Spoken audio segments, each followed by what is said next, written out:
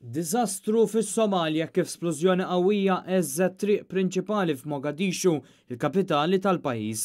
Skont l-ewwel rapporti kważi 80 persuna l-koll ċivili inqatlu kawża ta' dan l-attakk meqjus bħala wieħed terroristiku. Fost dawk mejta hemm diversi studenti tal-università kif ukoll xi barranin fosthom żewġ torok. Madwar 70 oħra ndarbu bil-konsegwenza li l-ammont ta' persuni mejta mistenni jkompli jiżdied.